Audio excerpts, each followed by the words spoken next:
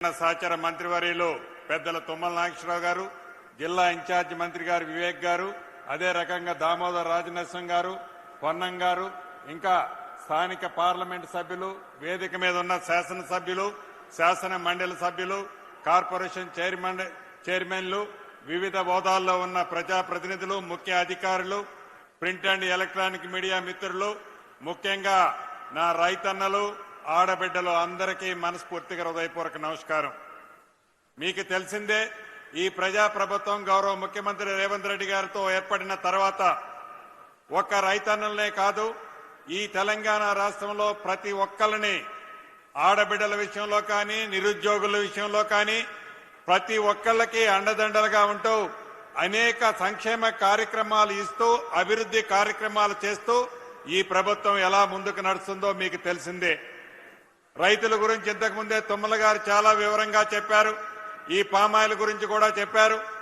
రైతును రాజు చేసే దాంట్లో గౌరవ ముఖ్యమంత్రి రేవంత్ రెడ్డి గారి నాయకత్వంలోని మీ ప్రభుత్వం ఎన్ని గుంటనక్కలు కారు కోతలు కూసినా, ఎన్ని విషపు ప్రచారాలు చేసినా, ఎంత అధికారం కావాలని దాహంతో, తాపత్రయంతో ఆరోపణలు చేసినా ప్రజల పక్షపాతాన ప్రజా ప్రభుత్వంగా రైతులకు చెప్పిన ప్రతి సంక్షేమ కార్యక్రమాన్ని, తెలంగాణ రాష్ట్రంలో ఉండే పేదవాళ్లకు చెప్పిన ప్రతి అభివృద్ధి సంక్షేమ కార్యక్రమాల్ని ఈ ప్రభుత్వం అందిస్తుంది.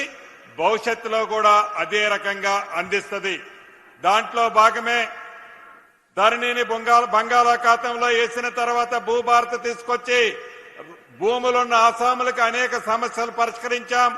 సాదా బైనామాలకు సంబంధించిన దాంట్లో కూడా ఎవరైతే గతంలో అమ్ముకొని సాదా అగ్రిమెంట్ ద్వారా అది రెగ్యులైజేషన్ వాళ్ళ కాన్సెంట్ కావాలని ఆపారో దానికి కూడా గౌరవ ముఖ్యమంత్రి గారు 4 రోజుల కిందమే రిలాక్సేషన్ ఇచ్చాం. ఆ రకంగా ఉన్న సాదా బైనామాలు కూడా రాబోయే కొద్ది రోజుల్లో రాష్ట్ర వ్యాప్తంగా పరిష్కరిస్తాం. అంతేకాదు, ఆనాటి 10 సంవత్సరాల్లో ఇందిరమ్మ ఇళ్ల విషయం మర్చిపోయారు. ఈ ప్రజాప్రభుత్వంలో మొదటి విడత 4.5 లక్షల ఇళ్లు ఇచ్చాం. ప్రతి సోమవారం నాడు మీరు కట్టిన ఇంటి లెవెల్ బట్టి డబ్బులు ఇస్తున్నాం. రేపు వచ్చే కొత్త సంవత్సరంలో 2వ విడతిస్తాం, 3వ విడతిస్తాం, 4వ విడతిస్తాం. అర్హులైన ప్రతి పేదవాళ్లకి మీ ఇందిరమ్మ ప్రభుత్వంలో ఇందిరమ్మ ఇళ్లు గౌరవ ముఖ్యమంత్రి రేవంత్ రెడ్డి గారి నాయకత్వంలో ప్రతి పేదవాడికి సిద్దిపేటలో పింక్ కలర్ షర్ట్ వేసుకున్న నాయకుడు పేదవాడు అయ్యున్నా కూడా తప్పకుండా వాళ్లకు కూడా ఇందిరమ్మ ఇల్లు ఇచ్చి తీరుతామని ఈ వేదిక ద్వారా రాష్ట్ర ప్రజలందరికీ తెలుపుతూ, మరొక్కసారి ఇంత పెద్ద ఎత్తున అద్భుతమైన ఫ్యాక్టరీ కట్టాం. దూరం నుంచి చూస్తే దీని విలువ విశేషం కనిపించదు, కానీ దగ్గర నుంచి చూస్తే చాలా స్పష్టంగా కనిపిస్తుంది.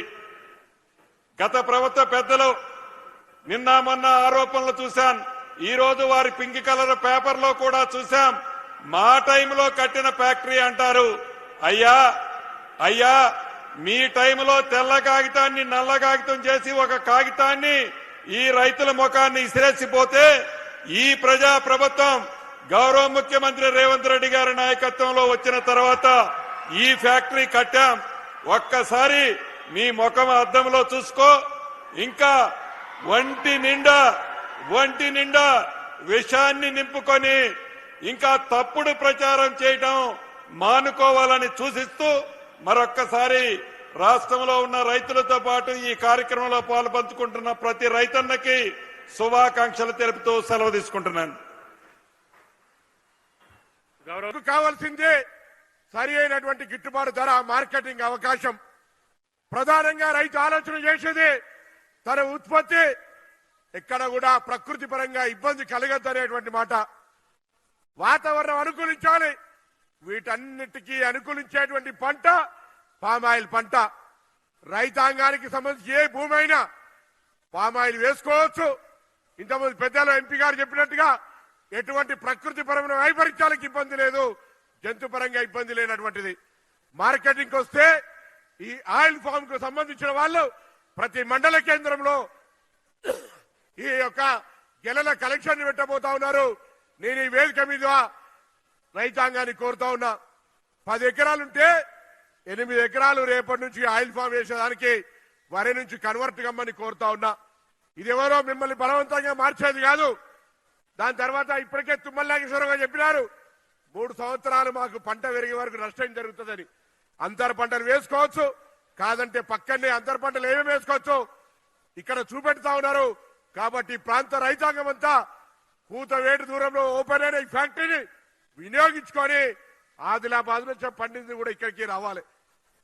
అటువంటిప్పుడు ఈ చుట్టుపక్కల రైతాంగం అంతా ఆయిల్ ఫామ్ను ఇలా గంటకు 30 టన్నులతోటి అవసరమైతే గంటకు 120 టన్నులతోటి ఇక్కడ రిఫైనరీతో పాటుగా పెట్టినటువంటి ఆయిల్ ఫెడ్ ను రైతాంగం ఉపయోగించుకోవాలని, పంటల మార్పిడిలో ఆదర్శంగా నిలవాలని కోరుతూ ఈ కార్యక్రమానికి వచ్చి ఈరోజు రైతు భరోసా అనేక రైతు సంక్షేమ కార్యక్రమాలకు నాంది తీసుకున్నటువంటి గౌరవ ముఖ్యమంత్రి గారికి, వేదిక మీద పెద్దలందరికీ కూడా హృదయపూర్వకంగా ధన్యవాదాలు. మీ అందరూ కూడా ఇది రైతు రాజ్యం, రైతు సంక్షేమ రాజ్యం, రైతుల కోసం కృషి చేసేటువంటి రాజ్యం, ప్రజాపాలన రేవంత్ రెడ్డి గారి నాయకత్వంలో అనేటువంటి మాట మనవి చేస్తూ ధన్యవాదాలు చెప్తూ సెలవు తీసుకుంటున్నాను.